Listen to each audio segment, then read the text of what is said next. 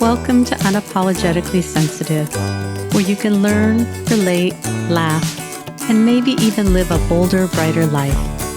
I'm your host, Patricia Young.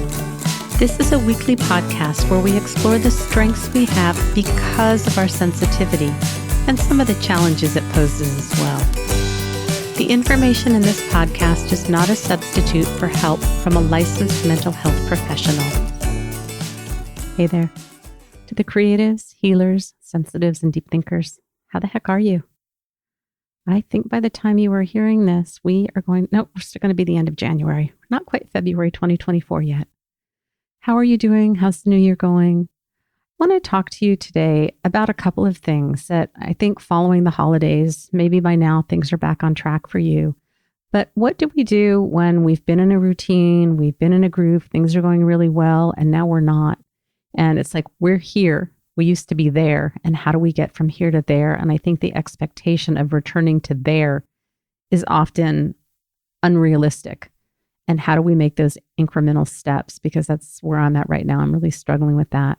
I also want to talk about, with the kids being home, my grown kids being home over the holidays, some of the things that came up. And in the past, I've talked about what a struggle it is for me and how I handled some of these things differently, hoping that maybe it will model how you can have some conversations with people in your lives. I think those are the two things. Oh, and there is one other thing that I want to talk about. How do we give consent when we are sharing with somebody who is having a hard time? And I think maybe I'll just start with that first. So I have someone who's very close to me that I love, loves me deeply. When I am going through something, this person often has their own agenda. I know that they love me. I know that they care. But instead of asking how they can be supportive or saying, how is this for you? They tend to, I feel bombarded sometimes by their feedback and kind of coming at me full force. And because I know that they care and it's not worth it for me to say anything, I just kind of listen and go, okay. But it's really too much and it takes some energy from me. And I'm choosing to not say anything. I have, for certain things, set limits and boundaries and given them feedback. I don't think that they even have any awareness that this goes on for them. And if you listen to episode 227, Jen just kind of hints that there's something going on in her life. And when she told me about it, I had a huge reaction. But I don't know if that is supportive for her to come at her with my reaction. And so what I did is, instead of reacting, I sent her a text before I responded in Polo and said, how can I support you? I'm having very strong feelings about this, but I don't know if that's helpful for you. So I got permission from her before I shared what was going on. And I said, if at any time you need me to back off, please let me know. I think that can be so kind, because sometimes when we're having conflict, we either want somebody to be on our side, or sometimes we need someone to help balance us out to see what the other perspective is. I had this come up with a client this week too, that the client shared something with me about their partner, and I had a huge reaction. And I just said to the client in the moment, I'm having a really big reaction to what's going on. And normally I would ask you questions, and I'm needing to know how I can support you in this. And the client wanted to hear what my thoughts were, and I shared them and asked how that was. They felt very validated because they had the same reaction that I did. And as the session continued, I found myself very charged up about this. And again, Jen and I talked a little bit about this on our last episode, episode 227, about, as therapists, we're trained to be pretty neutral. I was not neutral in this situation. And when it comes to our personal lives, we often struggle to be authentic and to show how we truly feel about things because of this being trained to be neutral, which is contrary to what I'm sharing with you right now, because I did get very charged up. And during this session, as I found myself continuing to be, I want to say amped up, I just did not feel neutral. I still felt frustrated and angry on my client's behalf. And so I named it and said, do you need me to tone it down? Do you need me to pull back? Because I want to attune to where the other person is. I think attunement is so important. And attunement is, where's the other person? What do they need? And if the client said, this is too much, I need you to back off, then I need to do that. And if Jen had said, I don't want to hear your perspective, I really need to stay in a place of peace and love and serenity about this, I need to back down. That is how we get consent. That is how we love people. In the case of this client, it was helpful because my reaction was very validating to them, but it's very uncomfortable when I recognize that it's going on. And I don't want to have an agenda with clients. My job is to be there for them. So when I do notice that it's going on, I check it out. Are there people in your life that do this to you? Or do you assume that the way that you're supporting someone is by coming on strong about something without checking out with what they need? And do you tune people out, or are people tuning you out because you are failing to attune with them because of your own reactivity? We're humans. It's okay. We just need to ask about it. The other thing that I want to talk about is I'm obviously getting more activated these days. Again, if you listen to episode 227, Jen and I talk about some of this. Is it my attachment wounds? Is it my PDA, pathological demand avoidance, or pervasive drive for autonomy? And what I talked about in this previous episode is back in September, I changed how I was eating and eliminated some foods that cause inflammation for me. I don't do well when I eat them. It helps my mood. It helps my body. I just feel more stable and balanced. And I was doing great and have gone through the holidays before and maintained this way of eating because it works for me. I try and do 70% of eating in a way that works. And there's a 30% grace period. So I can do, there's room so that it's not rigid. And with getting this vestibular neuritis, it really threw me off. And I did okay for probably a week and a half. And then when the vertigo did not resolve itself, I just got really frustrated and disappointed and distracted and started using food. And then we had a bunch of sweets in the house that sometimes I can have them in the house, and we had quite a lot. And I just really changed how I was eating. And so consequently, I'm not feeling as well. I'm getting headaches, I'm getting stomach aches, my mood, my attachment wounds, or my PDA is coming up. And normally exercise is how I self-regulate, moving my body. And I usually go to Aquafit 2 to 3 times a week. I generally paddle 1 to 2 times a week. And it's been a couple weeks where I just haven't had any of that. And my expectation has been, this is like, I was there and I'm here. How do I get from here to there? And I just expected myself to keep starting. I haven't driven. It's been almost 3 weeks, but I'm confident that I can drive. And I could have gone to Aquafit 3 times now, and I haven't. I'm back to that place where I'm struggling. I wasn't struggling before. I'd get dressed and I'd go and I'd take myself. And I realized I probably need support and need to ask somebody to pick me up to go. And I have been talking with 1 or 2 friends, but they haven't been going. And so I just haven't been able to go. But realizing that the way to get from here to there is with support. That really pisses off my PDA. Because I want to have independence. I want to have autonomy. I don't want to need anybody. And the fact that I need help and I need support to start getting back into it really makes me mad. Really makes me mad. The other part of this too is that Steve walks the dog twice a day. And I've talked about this before, that what I've asked of him is to just let me know when he's going to walk the dog 5 or 10 minutes before. So if I want to go, I can get my shoes on. But I realized if I'm not doing Aquafit and I'm not paddling, then I want to start walking the dog with him twice a day because I need movement. It's good for me. It makes me feel better. So again, my PDA is not real happy about this, but I told him I really need to start moving my body and I'd like to walk the dog with you twice a day. So would you be okay letting me know 5 or 10 minutes before you go? And he's like, do you want me to ask you if you want to come with me? I'm like, That activates my PDA. It's a demand. But if you can just say, I'm going to be walking the dog in the next 5 or 10 minutes, then I'm able to go like, okay, get my shoes on and go with him. And it was nice. Yesterday, we took the dog for a really long walk in the morning, and I haven't walked the dog with him in the morning. He usually takes her to dog park, but he was willing to change his routine. He was willing to wait for me to get up and take a shower and get dressed so that I could go with him. And it really was lovely. And then I did something for a friend yesterday that was totally happy to do it. It took a tremendous amount of energy and time and attention. It lasted for a few hours. It really bumped up against my PDA. And because I care for this person, I did it. So I really did not want to walk the dog last night, but I knew it would be good for me. So we took her for a good walk last night, and I was glad that I did it. I'm in this place where I need support. I may need it around kayaking too. In the past, Steve has been willing to go down to the bay with me and help me unload. There was a paddle last night and I was entertaining the idea of going, but the truth is after this event yesterday, it just really, really knocked me out. So trying to find ways to be gentle and compassionate with myself and note that my expectation was that I'd be able to jump back in 100%. I'd be back to aquafit. I'd be back to paddling. And it feels like I'm crawling on my belly very slowly across the bridge from here to there to get there. And having to be okay with that. And it's hard. And so where are you at in your life right now? Did you get thrown off by the holidays? Do you set resolutions for the New Year's or intentions for the New Year's?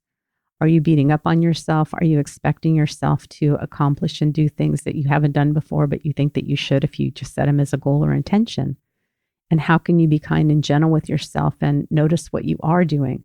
So it would be really easy for me to focus on all the things that I'm not doing as opposed to what are the small ways that I'm inching, very, very, very inching my way along. And it's hard to have self-compassion sometimes. It's hard. It is. So where are you at on a scale of 1 to 10 with self-compassion and gentleness? Or are you beating yourself up and expecting yourself to be able to do something you haven't done before, haven't done in a long time? Or are you allowing yourself to ask for help, even if it's really hard? I get it. The other thing that I wanted to talk about is with the kids being home. So my son and his girlfriend were here. She got COVID. So he drove her a couple hours home. He came back, was here for a few more days. He went back home. My other son came down. His girlfriend came, spent a night. She left. He was here for another night. And then my other son returned home and has been here. So we've had kids in and out. One of them stays in my office. We have another kind of a pass-through room that the other one stays in. And I've been watching a lot of Grey's Anatomy. That has just been regulating for me. I just like the rhythm, the comfort of it. But because of the way our house is, we have a combined living room, dining room, and the kitchen is kind of all attached.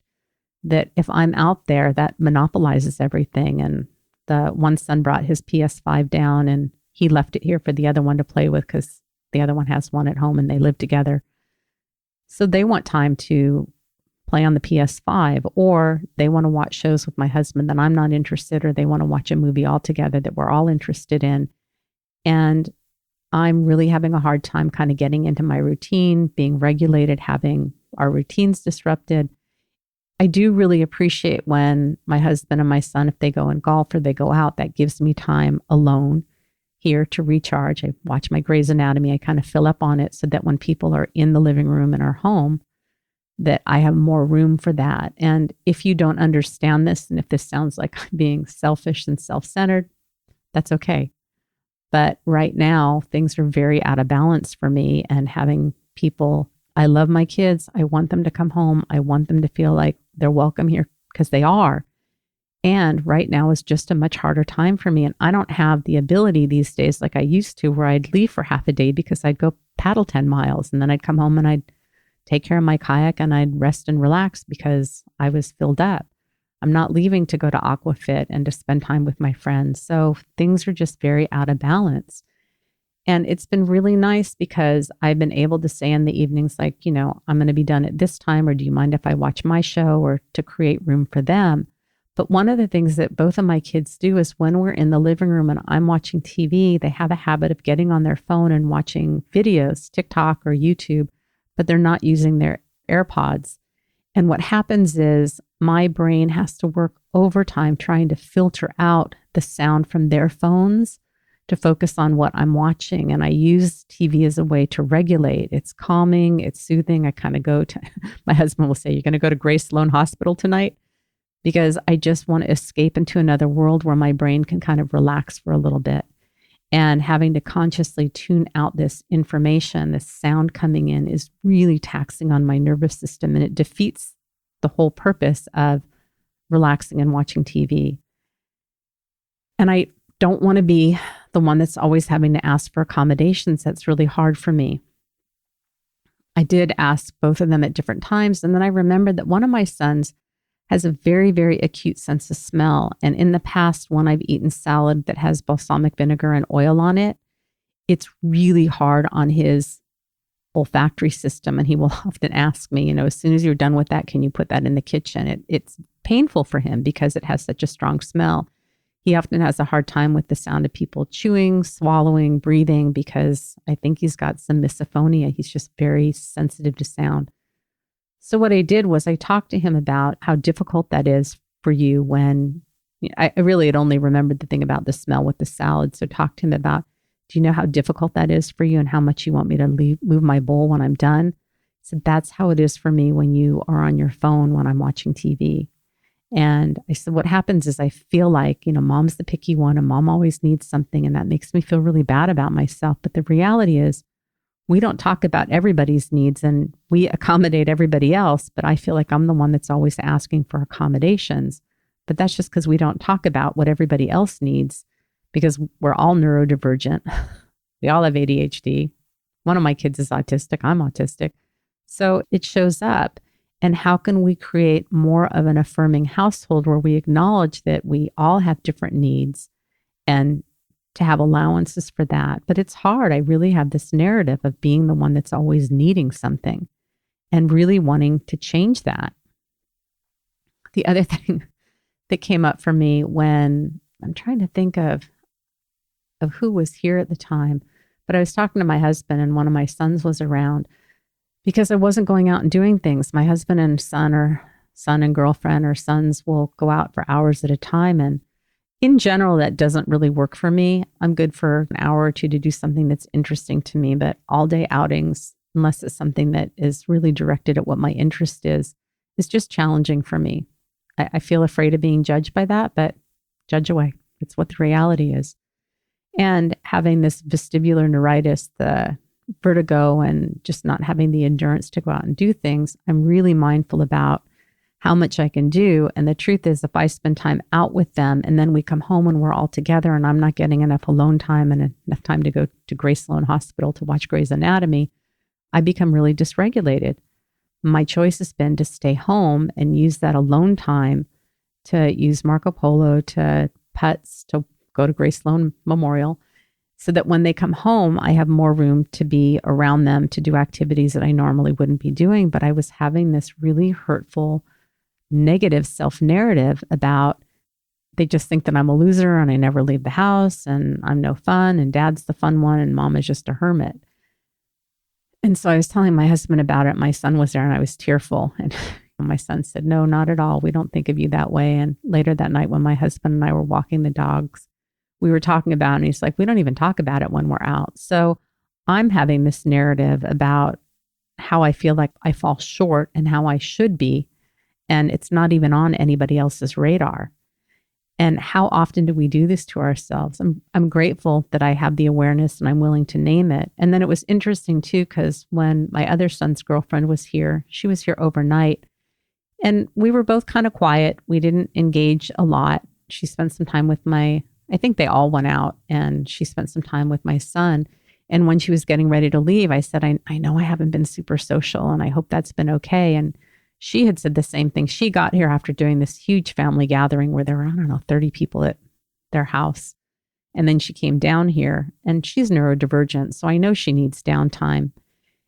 But we both kind of acknowledged that we weren't as social and it was really okay. And she said how much she loves being here because she feels like she doesn't have to perform and she can just be who she is. Yeah, and I was just so grateful that I named it because I tend to have this idea in my mind of how I feel like I'm supposed to show up and perform and be. And like, I just can't. It's interesting. Even yesterday at this gathering that I was at, people were talking about a specific event and asking which was your favorite one. And somebody asked that to me. And I hate when people ask me, like, what is your best? What is the worst? Like, I kindly said something like, I don't like being asked questions like that. Like, I don't mean to be rude, but I don't want to answer that question. And then I was thinking about it more, and it's because my brain does not sort and store information generally in terms of best, worst, favorite, least favorite. That's just not how my brain sorts and stores information. So my pathological demand avoidance. If you ask me a question on the spot that's not of interest to me, it activates my PDA. I don't want to answer. You're asking something of me, a demand. And because it's not like I have a file folder where I could go and retrieve that information, I'd have to take out stuff out of all the file folders, look at them, sort them, rearrange them into a favorite. And it just doesn't work for me. So I spoke to her a little bit later on and I said, I was reflecting more on your question. And then I explained how I store information and it's not that way. And I said, I hope I didn't come off as being unkind or resisting. And she said, no, not at all. She didn't think about it. And she had appreciated me taking care of myself and saying something to her. But again, through this new lens of the diagnosis of being autistic and how I sort and store information and what feels like a demand and how do I navigate that, and just having so many more awarenesses and trying to figure out how to navigate it when I'm in situations like that.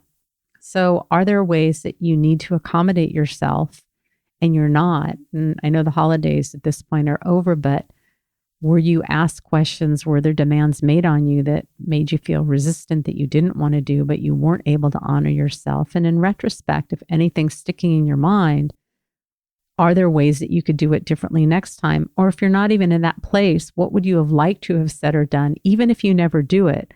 I think giving those parts a voice and being able to figure out what you would have liked to have said or done, even if you never do it, is a way that we honor ourselves, because so many of us did not have a voice and have just learned to kind of push our needs down, and we kind of go along to get along, and that doesn't really always serve us very well. Trying to think if there's anything else. I guess I can talk just a little bit about, we celebrate Christmas. I'm Jewish. We celebrate Christmas. We do bagels, lox, and cream cheese on Christmas morning. I actually smoked my first brisket in the smoker that we gave my son last year because we're going to hold on to it while he's in the Navy. So I smoked a brisket. This is the first year that I really did not have expectations around Christmas. And usually Christmas is hard. I get clear on what I want. I ask for it. I don't get it. I get disappointed. I was re-listening to an episode that I did just before Christmas last year and talked about how frustrating it was because I felt like there was a pretty big lack of attunement with my family. They love me, they care about me, and there was a lack of attunement. And I really think that there's something about, and I've heard this from other people too, that for Christmas, everybody buys themselves something that they really, really, really want. And they wrap it and they open that. I think we should really do that. And a couple of years ago, before I bought my first sea kayak, we were talking, it was probably in October, and somebody had said to me, like, do you think Santa can bring you a kayak? Can you ask Santa for a kayak? And I thought, I have money. I have my own money because of my business account. I keep some of my money separate and then I put money in our joint account. But that was so pivotal for me to think about, I can buy my own kayak. I can be my own Santa. I am my own Santa. So when holidays come around and you're wanting something and you're expecting your family or your partner or your kids to show up for you and they don't, and you get frustrated and disappointed, can you get clear about what it is that you want, and can you show up for yourselves? This is kind of how we show up for ourselves, and we fill ourselves up. We fill our lives up with ourselves. And I think that there's such a big, I don't even know what the word is. If you look at all the Disney movies, I think they're getting better, but someone's always waiting for Prince Charming to come and wake somebody up, save them, take them away from evil stepsisters.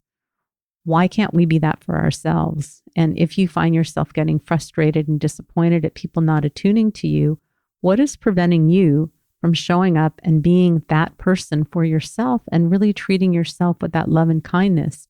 And when we do that, then the expectation and the frustration and disappointment of people not showing up for us really seems to dissipate.